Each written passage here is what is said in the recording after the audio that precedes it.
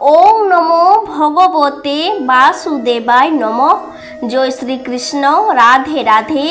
বন্ধুরা, আজ 15ই সেপ্টেম্বর রবিবার।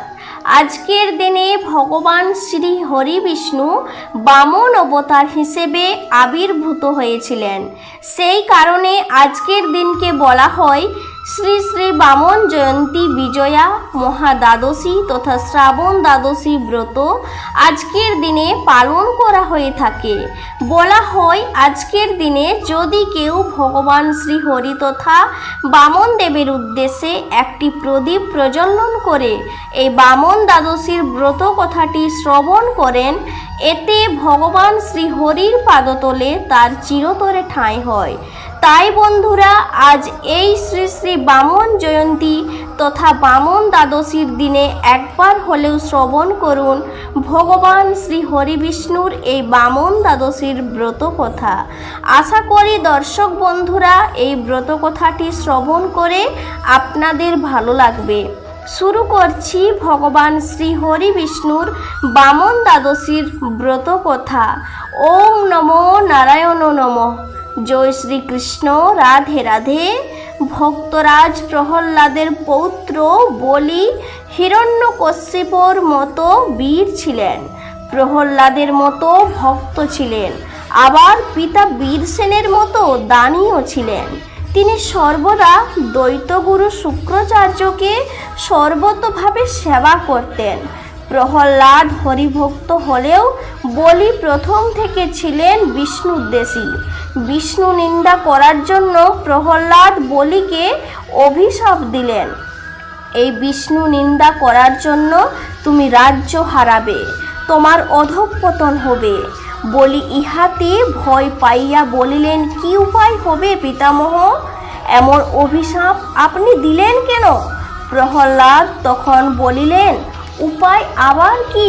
শ্রীহরিতে ভক্তি জন্মাইলে সব কিছু ফিরে পাবে। প্রহ্লাদ হরিভক্ত ছিলেন, তাই বলিয়া ইন্দ্রের প্রতি বিদ্বেষ তার কম ছিল না।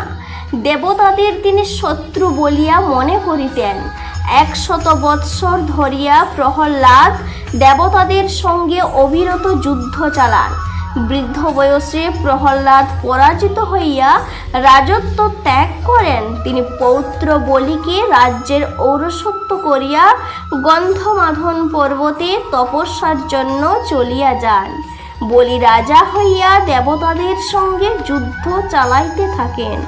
বলির অন্তরে তখনও বিষ্ণু ভক্ত জাগ্রত হই নাই। পিতামহের অভিশাপের ফল ফলিল। ইন্দ্রের সহায়তায় বলিকে রাজ্য ভ্রষ্ট করিলেন। ইন্দ্রের ভয়ে বলি নানা স্থানে লুকাইয়া বেড়াতেন। একবার তিনি গর্ধপের রূপ ধরিয়া ভ্রমণ করিতেছিলেন। ছদ্মবেশ ধরিলেও দেবতাদের দৃষ্টি এড়াই নাই।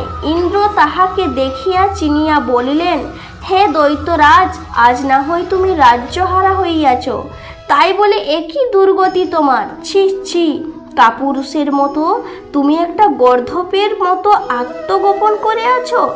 বলে লজ্জায় দৈত্যরাজ উত্তরে বলিলেন, এতে লজ্জা বা দুঃখ কি আছে?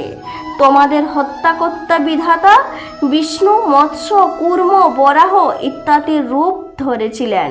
প্রয়োজন সিদ্ধির জন্য তুমি নিজেও ব্রহ্ম হত্যা করে মানস সরোবরে পদ্মপাতার আশ্রয় নিয়েছিলে। আজ আমার দুর্দিন, তাই আমাকে ধিক্কার দিচ্ছ? ইন্দ্র, আমার এই দিন থাকবে না, চাকা উল্টে যাবে। ইহলোকের ঐশ্বর্য ধন সম্পদ আজ আছে, কাল নেই, তাই নিয়ে তুমি গর্ব করেছ? করো, দুদিন পরে তোমার দশাও এমনি হবে। এদিকে দৈত্যগুরু শুক্রাচার্য বলিকে নানা স্থানে খুঁজিতে খুঁজিতে সহসা একদিন খুঁজে পাইলেন। তিনি বলিকে বিশ্বযুদ্ধ যজ্ঞে অভিষেক করিলেন। সেই যজ্ঞের অগ্নিতে আহুতি দিবা মাত্রই ইন্দ্রের রথের মতো একটি রথ, ইন্দ্রের অশ্বের মতো অশ্ব, সিংহ চিহ্নিত ধ্বজা, স্বর্ণময় ধনুক, দিব্য কবচ ও 2টি অক্ষর বাণে উদ্দিত হইল। শুক্রাচার্য একটি বিজয় শঙ্খ দান করিলেন। নবরূপে সজ্জিত হইয়া বলি দৈত্য সেনা লইয়া প্রথমে পৃথিবীর রাজ্য অধিকার করিলেন। ও তারপর স্বর্গরাজ্য জয়ের জন্য যাত্রা করিলেন। দেবগণ ভীত হইয়া বৃহস্পতির শরণাপন্ন হইলেন। বৃহস্পতি বলিলেন, তোমরা যুদ্ধ করতে যেও না, তোমরা এখন দুর্বল। শুক্রাচার্য সঞ্জীবনী বিদ্যার দ্বারা দৈত্যদের বাঁচিয়ে দিবে। তাছাড়া দুর্বাসার অভিশাপ তোমাদের ওপর চলছে, তোমরা স্বর্গ হতে সরিয়া পড়ো, মর্তলোকে গিয়া মানুষ অথবা জীবজন্তুর মধ্যে লুকিয়ে থাকো। বলি বিনা যুদ্ধে স্বর্গরাজ্য অধিকার করিয়া লইলেন। শুক্রাচার্যের উপদেশে বলি 100 বার অশ্বমেধ যজ্ঞ করিলেন। দেবতারা স্বর্গচ্যুত হলে তাদের মাতা অদিতি স্বামী কশ্যপের কাছে পুত্রদের দুর্দশার কথা নিবেদন করে মুক্তির জন্য উপায় জানতে চাইলেন। তখন মহামুনি কশ্যপ তাকে বিপদভঞ্জন মধুসূদনের শরণ নিতে বললেন ও তাকে প্রসন্ন করার জন্য পয়ব্রত পালন করতে বললেন। ব্রতের শেষে শঙ্খ চক্র গদা পদ্মধারী ভগবান শ্রী বিষ্ণুর দর্শনে অদিতির মনে বাৎসল্য ভাবের উদয় হল। ভগবান অদিতির মনের বাসনা বুঝে তাকে আশ্বাস দিলেন তিনি দেবতাগণকে রক্ষা করার জন্য তার পুত্রত্ব স্বীকার করে গুরু রূপ বামন অবতার হিসাবে আসবে বলিকে দমন করতে, কারণ বলি সর্বদাই গুরুর শক্তি দ্বারা রক্ষিত। কৃষ্ণ রুষ্ট হলে গুরু রাখিবারে পারে, গুরু রুষ্ট হলে কৃষ্ণ রাখিবারে পারে না রে।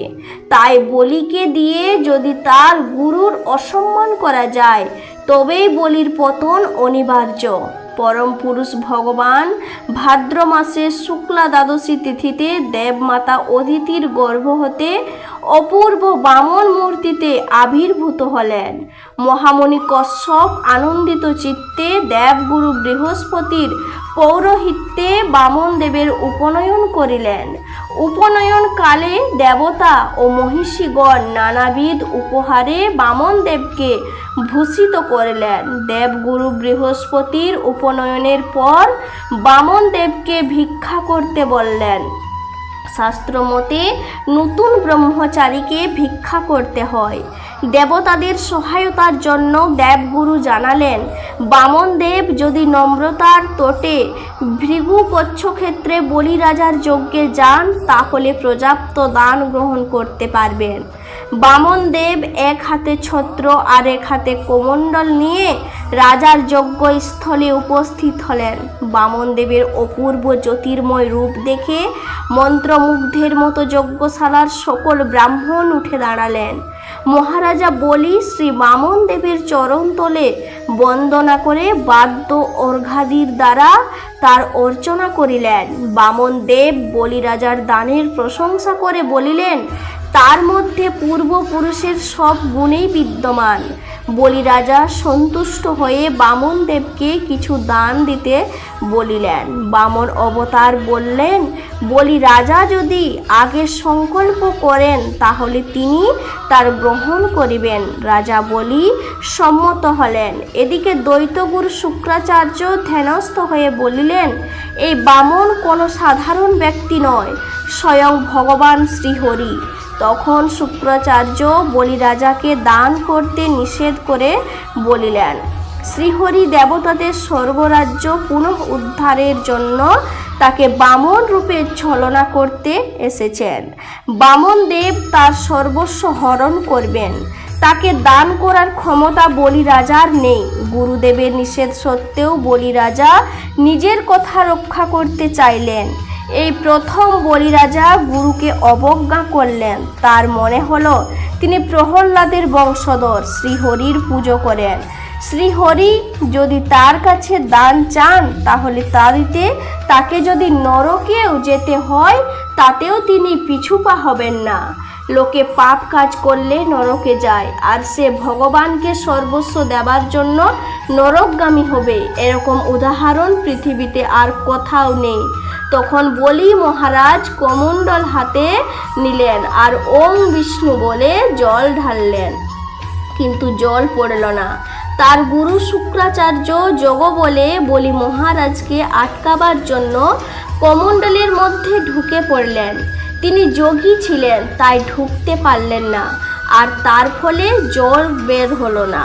তখন বলি মহারাজ ঝাড়ুর কাঠি দিয়ে কমণ্ডলের মুখে খোঁচা দিলেন, আর সেই খোঁচায় শুক্রাচার্যের একটি চোখ অন্ধ হয়ে গেল।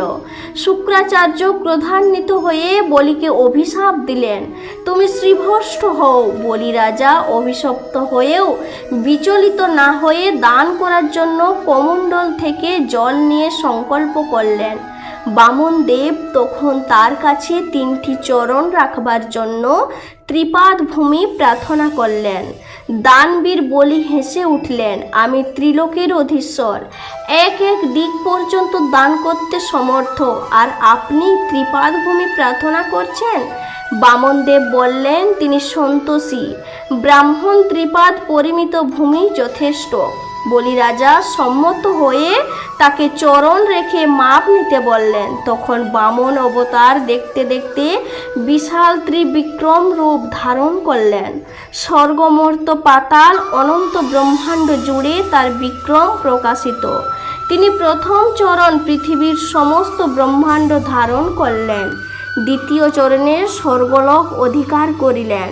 পদ্মজনী ব্রহ্মা এই ঊর্ধ্বচরণে, যে চরণে তিনি নিত্য ধ্যান করেন, অর্ঘ্য প্রদান করলেন। বামনদেব তখন বলিকে তার তৃতীয় চরণ রাখবার স্থান দিতে বললেন। মহাদানী বলি তখন বামন অবতারের সামনে তার মস্তক পেতে দিয়ে বললেন, আপনার তৃতীয় চরণ আমার মস্তকে রাখুন। বামনদেব তার তৃতীয় চরণ তখন বলি রাজার মস্তকে স্থাপন করিলেন। দেহের মধ্যে সর্বোত্তম অঙ্গ হল মস্তক, কারণ মস্তকেই ভগবান সাধুগুরু বৈষ্ণবের চরণে অবনত হয়। তাই মস্তক পেতে দেওয়ার অর্থ হল ভগবানের শ্রীচরণে পরিপূর্ণ আত্মসমর্পণ। ভক্তরাজ প্রহ্লাদ বামন দেবকে প্রণাম করে বলিলেন, সে নিজেও তার নাতি বলির মতো সর্বস্ব ত্যাগ করে প্রভুর শ্রীচরণে আত্মসমর্পণ করতে পারেনি। বলি শেষ পর্যন্ত তাই করলেন। তখন বামনদেব বললেন, তুমি তোমার কথা রেখেছ, আমি এবার সন্তুষ্ট। তোমার দান তুমি আমাকে দিতে পেরেছ, আর আমি যা পেয়েছি সেটাই আমি সন্তুষ্ট। এতক্ষণ আমি ছিলাম গৃহীত, আর তুমি ছিলে দাতা, এবার আমি হব দাতা, আর তুমি হবে গৃহীত। তখন বলি বললেন, না প্রভু, আপনার চরণ কৃপা করে আমার মস্তকে দিয়েছেন, আমি আর কিছু চাই না। তখন বামন অবতার বললেন, না, তোমাকে অবশ্যই কিছু নিতে হবে। জোর করে বামন দেব বলি মহারাজকে সুতলপুরী নারায়ণের বাসভূমি বৈকুণ্ঠ দিয়ে বললেন, তুমি ওখানে গিয়ে থাকবে। প্রহ্লাদ মহারাজের সঙ্গে আমি ওই সুতলপুরীর পাহাড় হব। তখন ভগবান পাহারাদার হয়ে গেলেন, আর ভক্ত ওখানকার বাসিন্দা হয়ে গেলেন। এইভাবে বলি মহারাজ সদা শ্রী হরি বিষ্ণুর চরণতলে ঠাঁই পেলেন। বন্ধুরা, শ্রী বামন দেবের ত্রিপাদ ভূমি হল দেহ, মন, ধন, অন্যমতে সত্য, রজতম, এই 3টি গুণেই হলো ত্রিপাদ ভূমি। এই 3টি গুণকে জয় করে ভগবানের সেবায় নিজেকে নিয়োজিত করতে পারলে তবেই ঈশ্বরকে লাভ করা যায়। ভগবান শ্রী হরি বিষ্ণু বামন অবতার রূপ ধারণ করে তাই আমাদের সামনে ব্যক্ত করলেন। আশা করি দর্শক বন্ধুরা এই ব্রত কথাটি শ্রবণ করে আপনাদের ভালো লেগেছে। ভালো লাগলে লাইক করবেন, শেয়ার করবেন। সবাই ভালো থাকুন, সুস্থ থাকুন এই কামনা করে আজকের মতো ভিডিওটি এখানেই শেষ করলাম।